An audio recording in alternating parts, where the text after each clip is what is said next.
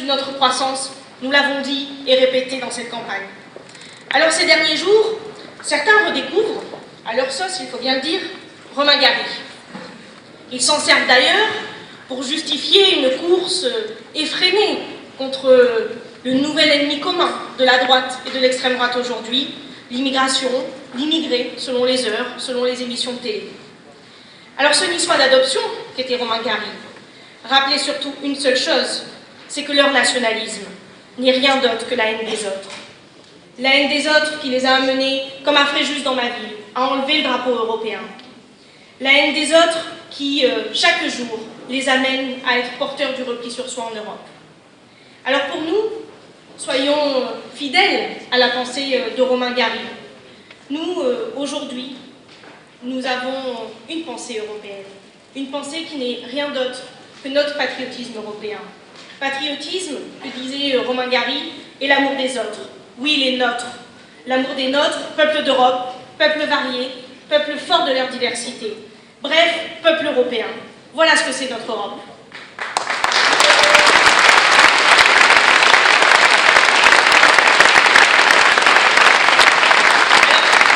Chers amis, chers candidats, tous ici présents, cher Manuel, cher Jean-Christophe, merci de l'énergie déployée pour que nous, les progressistes, porteurs de cette tradition, de cette philosophie européenne, soyons demain majoritaires au Parlement européen. Soyons dimanche soir majoritaires au Parlement européen.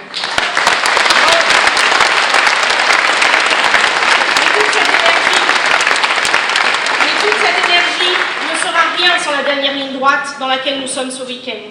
Alors oui, il faut amplifier la mobilisation autour de vous, dans vos familles, dans les repas de famille qui se dessinent ce week-end, ou encore dans les fêtes des voisins auxquelles vous irez, je n'en doute pas, ce soir. Il nous faut mobiliser chacune et chacun. C'est ça qui fera la différence dimanche. On le voit avec les premiers retours aujourd'hui, premiers sondages sortis des urnes dans d'autres pays européens. Le frémissement est là, chère Martine. En France aussi, le frémissement est là. Chère Martine, candidat des socialistes à la présidence de la Commission européenne, merci d'être là ce soir. Et merci de l'énergie déployée.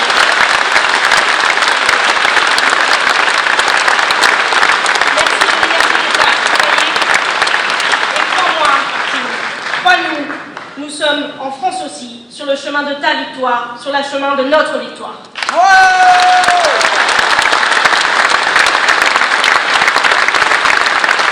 de vous entendre, les uns et les autres, tout à l'heure, je vais d'abord vous laisser découvrir le clip de campagne de notre grande région, le clip de campagne du Sud-Est qui va diffuser immédiatement.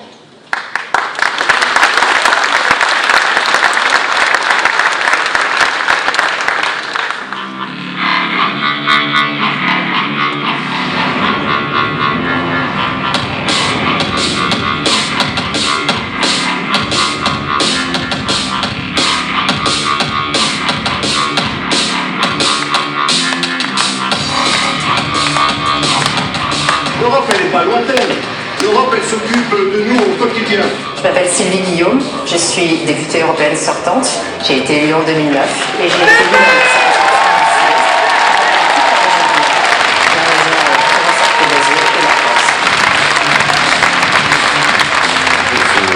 poursuivre la construction européenne, donner plus de force et être capable entre tous les êtres humains et d'abord sur notre continent de jeter des ponts.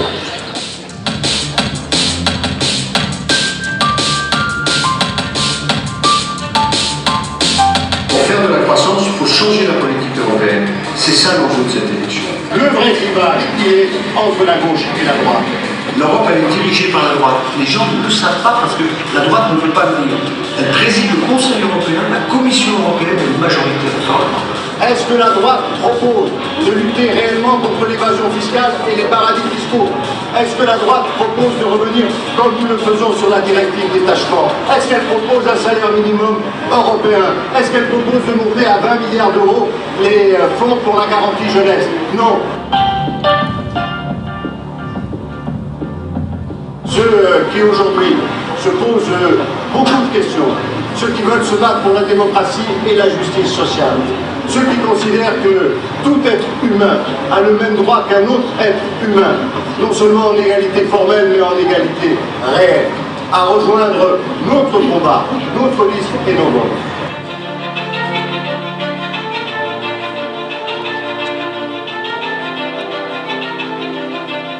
Nous devons, et j'en appelle, je l'ai fêté le début de la campagne à Avignon, appeler à une insurrection démocratique, et donc nous devons le 25 mai peser sur la construction européenne, en sachant que dans ce vote à un tour, il y a un seul enjeu.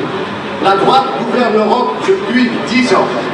Depuis 10 ans, c'est la droite qui cherche à esquiver le débat dans cette élection.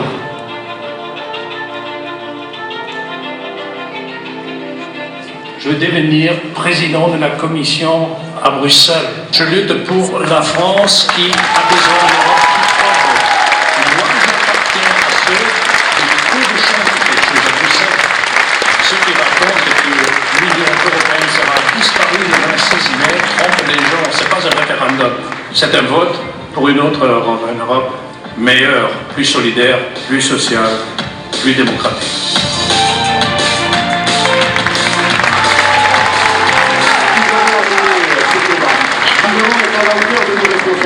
Nous avons un espoir à faire vivre devant nos concitoyens.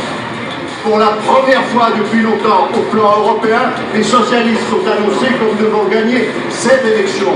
Et il y a dans cette élection du 25 mai un espoir de changement. L'Europe peut revenir à gauche et nous, la France, nous, la grande région sud-est, on doit y apporter notre contribution en étant sans faiblesse face à l'extrême droite, en étant sans faiblesse face à la droite des satellite libérales, en étant pleinement nous-mêmes, républicains, à gauche, européens.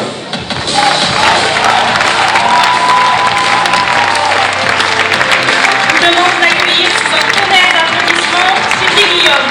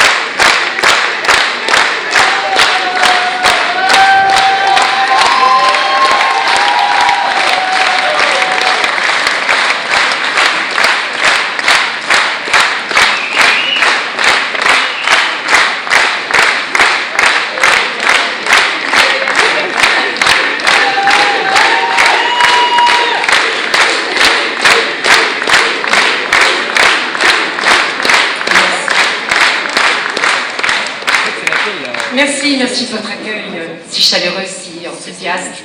Merci à vous tous qui nous accompagnez ce soir et les autres jours.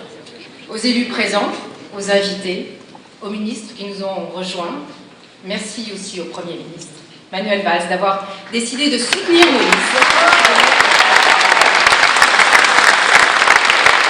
et de terminer son périple dans notre politique nationale, ici, à Lyon. Merci. Je suis fière aussi d'accueillir Martin Schulz, mon président de Parlement européen, qui a été aussi mon président de groupe,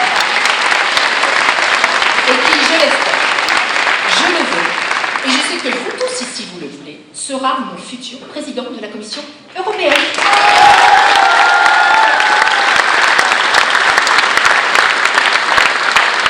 Je suis heureuse de vous voir ici rassemblés en ce moment final et crucial de la campagne des européennes. Depuis 2 jours, presque 500 millions d'Européens sont appelés aux urnes. Moi, je suis assez loin d'accorder une validité absolue aux sondages, surtout ceux sortis des urnes. Mais si on en croit ceux du Royaume-Uni et ceux des Pays-Bas, les europhobes ne réalisent pas les scores qu'on leur prévoyait. Et voyez-vous, pour moi, ça c'est plutôt une bonne nouvelle.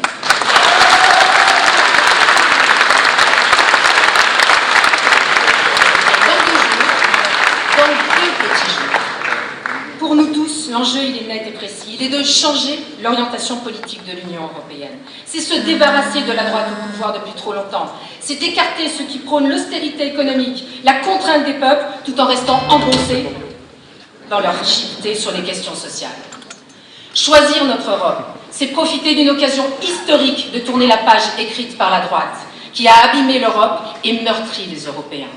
Choisir notre Europe, c'est porter au Parlement européen une majorité de gauche qui promeut une vision alternative, construite, novatrice.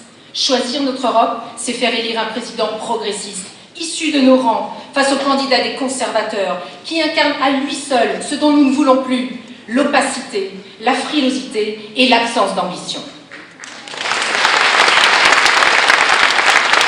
Au cours de notre campagne, qui était tout à la fois une campagne sur nos valeurs et une campagne de proximité, ce qui n'est jamais très éloigné l'un de l'autre, nous avons rencontré beaucoup de gens. Ils ont exprimé leurs inquiétudes, leurs attentes, parfois leurs incompréhensions, mais ils ont aussi dit leurs espoirs en Europe. Nous nous sommes attachés à écouter, comprendre, expliquer pourquoi il faut donner une nouvelle orientation politique. Ces rencontres illustrent l'état d'esprit de notre liste et ils illustrent aussi le besoin d'Europe. Ainsi, ce directeur d'usine d'aluminium qui est confronté au coût de l'énergie dont son établissement a besoin, pour lui, pour les salariés qu'il emploie, et dites-vous bien, ceux qu'il veut encore embaucher, il est crucial de trouver des réponses au plan national. Mais il est aussi important de percevoir des perspectives européennes en matière d'indépendance énergétique. En discutant avec lui, j'ai su que notre combat pour renforcer les crédits d'investissement dans la recherche, dans l'innovation, c'était un combat juste. Comme l'est aussi notre volonté d'élaborer une nouvelle politique européenne de l'énergie qui garantisse la sécurité énergétique de l'Union à des prix favorables et en diversifiant nos sources d'approvisionnement. C'est cela, bâtir l'avenir des Européens. Quand nous sommes allés voir cet agriculteur qui produit du bio, il était méfiant. Souviens-toi, Vincent. Il était méfiant à notre approche, secoué par les difficultés à joindre les deux bouts. Il faut dire qu'être sur une exploitation pendant de très longues heures, tout en étant innovant, en créant un circuit court de distribution, ça veut dire à la fois être exploitant, commercial, comptable, chauffeur-livreur, tout en essayant de vivre de sa ferme. C'est un vrai parcours du combattant. Et à la fin du mois, toute charge payée. Il ne reste pas grand-chose pour trouver un salaire, sauf les crédits de la PAC.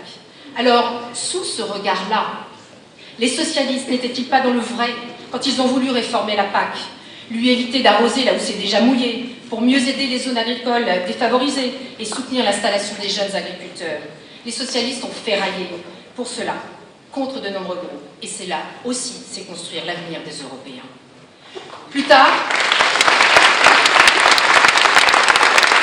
nous avons été impressionnés par l'énergie et la volonté de cette responsable d'association d'insertion dont la structure bénéficie de fonds européens pérennes. Chaque jour, les personnes les plus vulnérables, des personnes au parcours chaotique, au profil cabossé, sont accompagnées vers l'activité et l'emploi, ce qui en fait des hommes et des femmes à nouveau debout dans leur vie. Les socialistes n'avaient-ils pas raison de monter au créneau fortement sur le Fonds social européen? Ne sommes-nous pas dans notre rôle en proposant que la répartition des fonds soit plus équitable entre les régions? Quand nous arrachons l'obligation de consacrer plus de 23% des fonds de cohésion aux programmes relevant du Fonds social européen, nous défendons l'investissement social. Et c'est aussi ça, bâtir l'avenir des Européens.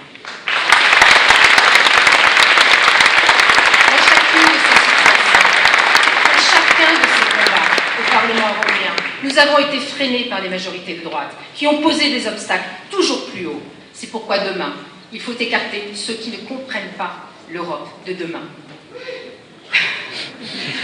C'est certain aussi qu'il est plus facile dans un autre registre, au cours d'un mandat comme au cours d'une campagne, de dire non, de dire stop, ou encore de dire nous refusons, comme le font beaucoup de nos concurrents. C'est sans doute confortable d'agiter les peurs, de faire flamber l'anxiété et de grimper à l'échelle de la provocation. Bien sûr, les socialistes ont rencontré des choix qui s'apparentaient à des dilemmes, mais nous avons privilégié notre analyse politique, la constance de nos orientations, la détermination de nos parlementaires. C'est une question d'exigence, de pertinence politique, que de ne pas être systématiquement pour ceux qui sont contre et contre ceux qui sont pour. De ne pas voir seulement le verre à moitié vide, mais de se battre pour que l'autre se remplisse. Et cela, les socialistes et les démocrates ont choisi l'option de la responsabilité et du courage. C'est ainsi une question de volonté politique que de prendre position sur le budget européen, par exemple. Au moment où la droite obtenait un cadre financier en baisse, fallait-il bloquer le système alors qu'on avait obtenu des avancées notables? Fallait-il ne plus avoir de fonds renforcés pour la recherche et l'innovation? Fallait-il ne plus avoir d'Erasmus pour tous? Ou encore de soutien aux PME?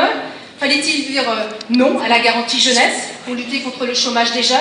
Fallait-il dire non au fonds d'aide alimentaire aux plus démunis? Refuser la préservation et l'élargissement du fonds d'ajustement à la mondialisation ou du fonds asile-migration? Nous avons jugé, en conscience, qu'il ne fallait pas créer une fracture. Pourquoi? Parce que les Européens, les Français, réclament plus d'efficacité, plus de cohérence et plus de résultats aux politiques.